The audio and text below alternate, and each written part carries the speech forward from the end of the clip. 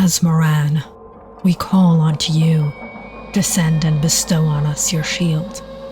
Feed on what is given, and awaken in flesh.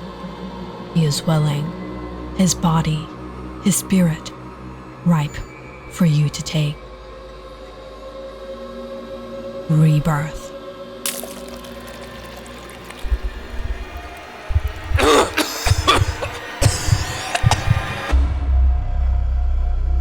The vessel was too weak.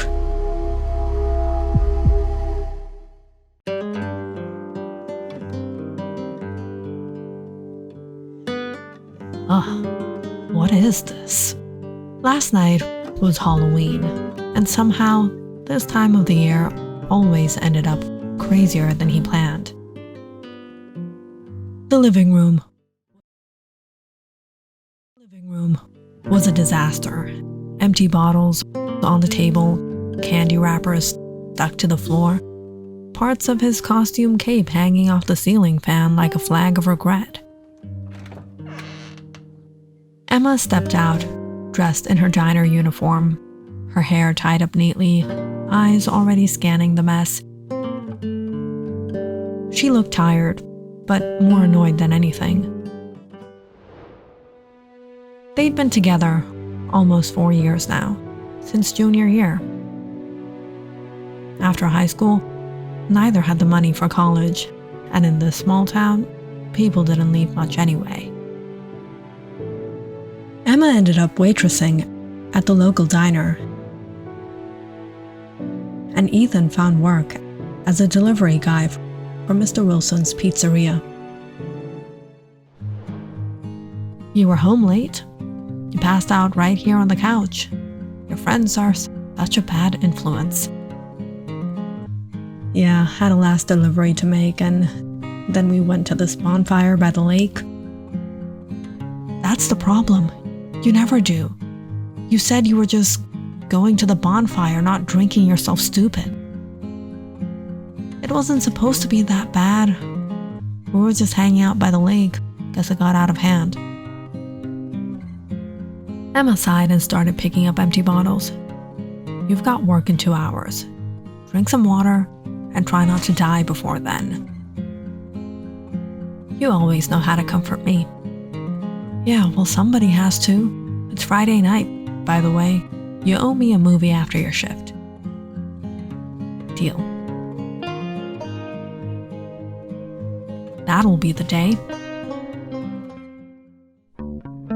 That night, after a long day at work, Emma walked home from the diner. She hated this place. The same streets, the same faces, the same conversations that never went anywhere. But what choice did she have? Her mom had remarried when she was 16, and her stepdad turned out to be a walking nightmare. By 18, Emma packed up what little she owned and left. Ethan's family didn't have much either, but they had an old 2-bedroom apartment they could rent cheap, so the two moved in together. That was 4 years ago. Since then, it felt like life just kept rolling. No big dreams, no new beginnings, just rent, work, sleep, repeat.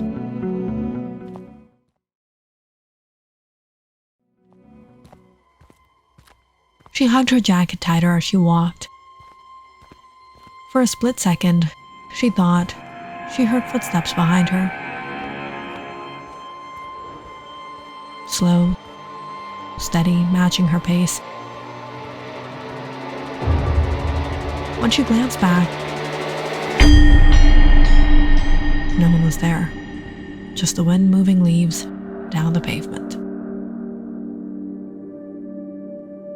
Get a grip, Emma. When she got home, the lights were dim, and the smell of pizza filled the air. Ethan was already sitting on the couch, 2 plates out, TV remote in his hand. But what a surprise! The pizza boy got pizza. I like to support local businesses, especially the ones that pay me minimum wage. Emma laughed, tossing her bag on the floor and joining him. For a moment, it felt normal. Just them, dinner, TV, and quiet comfort.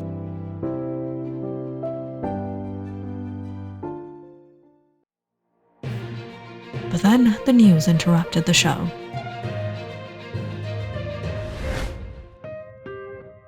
Breaking news. Out of Maple Hollow, a woman's body was discovered early this morning by the lake shore.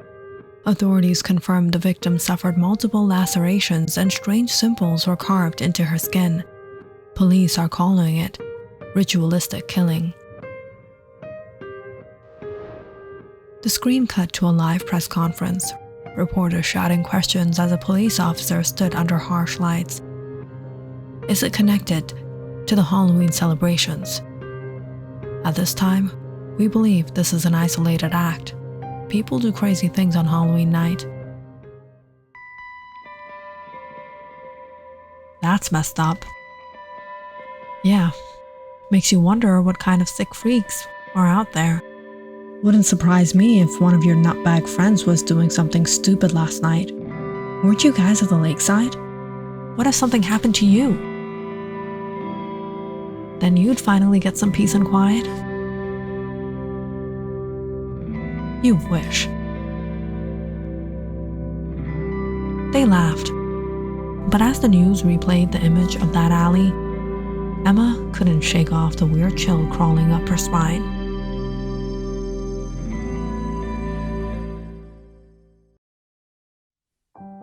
By the next afternoon, the diner was its usual mix of noise and grease. Emma moved between tables with her notepad, the smell of fries and burnt toast clinging to her uniform.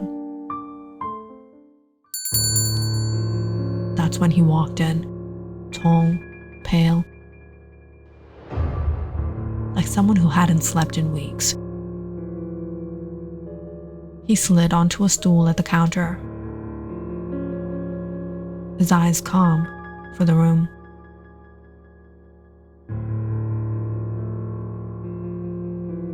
What can I get you?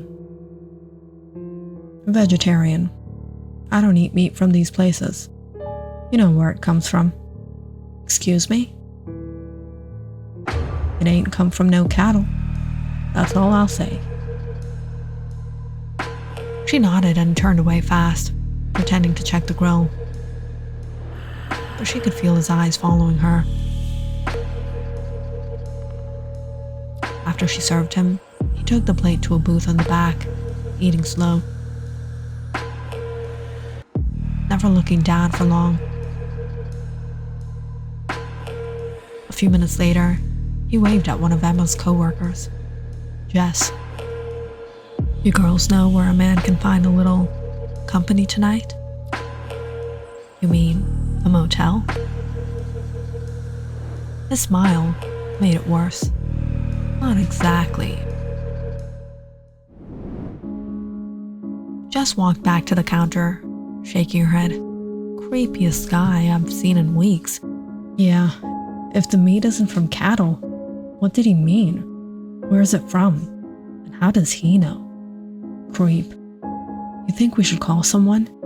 He's giving serial killer vibes. I don't know. Maybe better not to get involved. Just then, the door jingled open. Ethan's friends. Loud, laughing, reeking of cheap beer. One of them leaned on the counter, eyes sliding over Emma.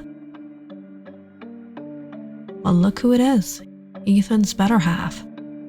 You'd smile more if you hung out with real men sometimes. Yeah, guess what? That's why I stick with Ethan. Keeps me away from the fake ones. Ouch. You still got that bite. I like that. Save the charm for someone desperate.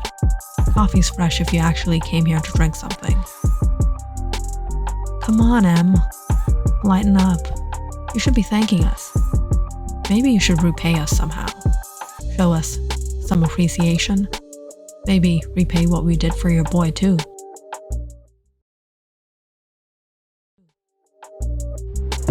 You disgust me.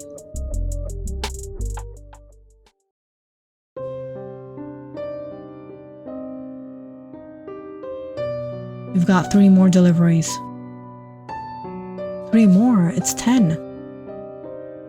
You got a lot of loan to repay, boy. Better get to it. Ethan's mom had died 2 years ago. No dad, no family, just debts. He'd borrowed from Wilson for her grave and was still chained to it. His friends were jerks, but they'd help him then. So now he was stuck, hating everyone, unable to cut loose.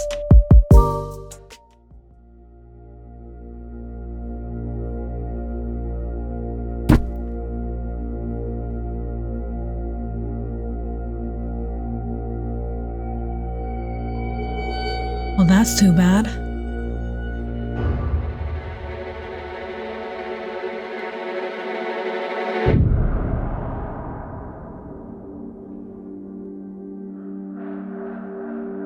Nobody's gonna know.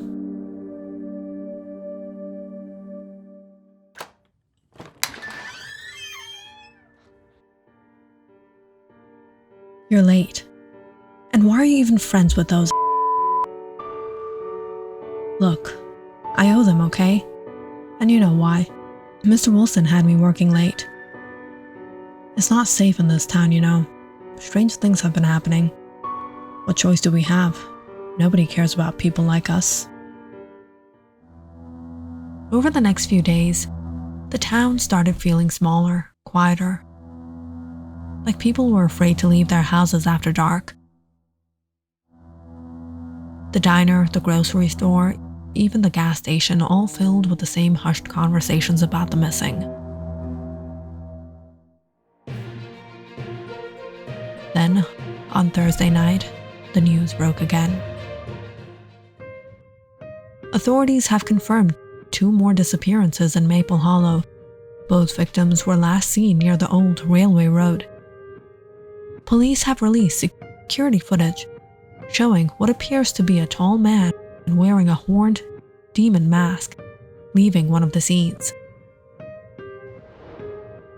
The screen cut to grainy footage, a figure, tall, walking through fog under a flickering streetlight. The mask was unmistakable, a smooth, black face with long, curling horns and hollow eyes.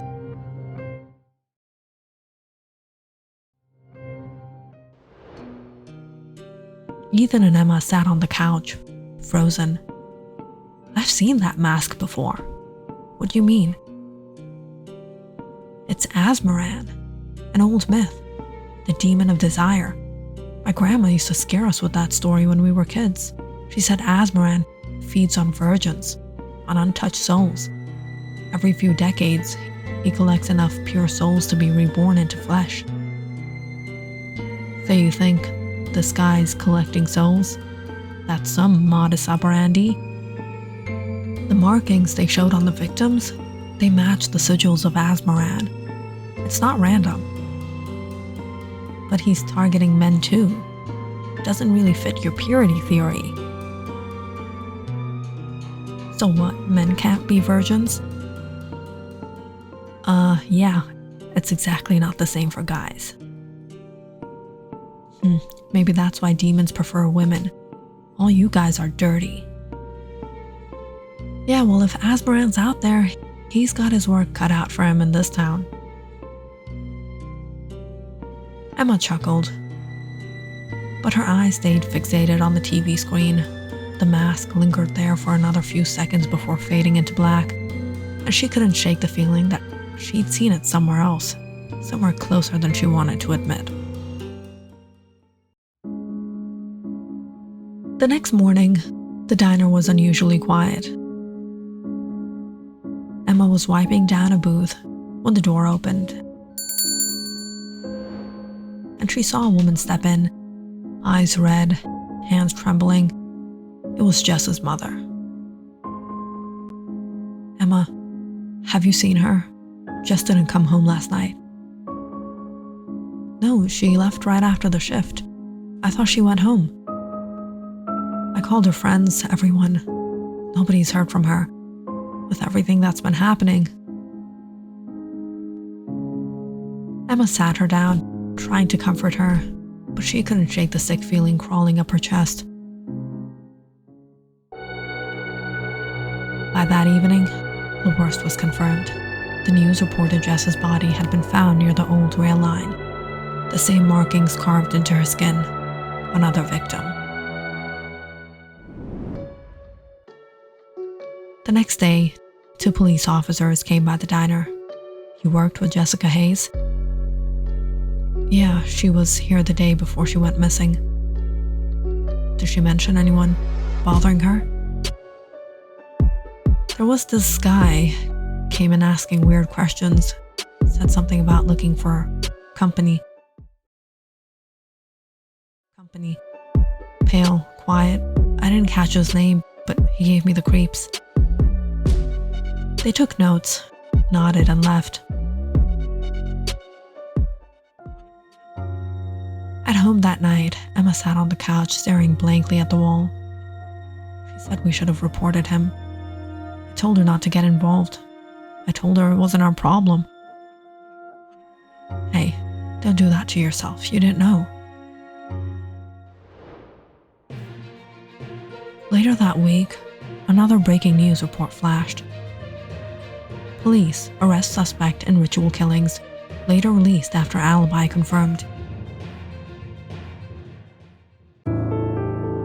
This isn't fair.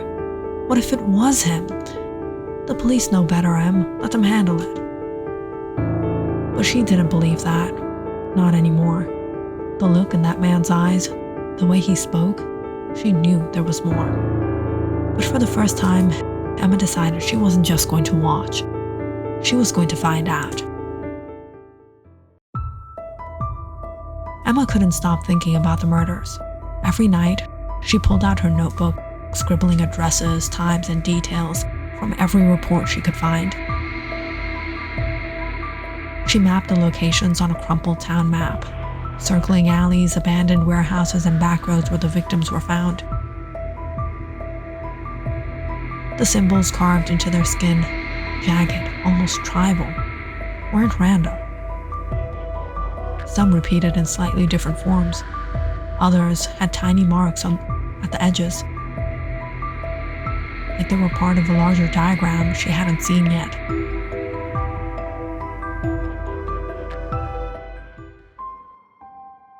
Ethan leaned over her shoulder one evening. You really think you can figure this out from a few news reports? It's not just reports. Look at this.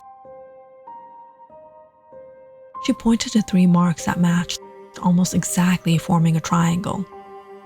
Then 4 others fanned out like spokes from that triangle. There's a pattern here, Ethan. I can feel it. You're turning into a detective on a hunch. It's more than a hunch. Look, the murders aren't random.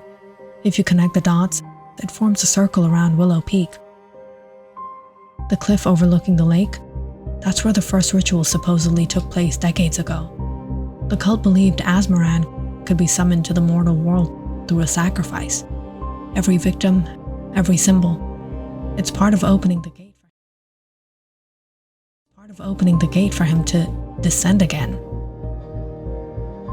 This is ridiculous. Emma flipped through her notes again, cross-referencing old news clippings with the stories her grandma had told her. Then she paused. One of the symbols from the most recent victim had a hidden mark she hadn't noticed before.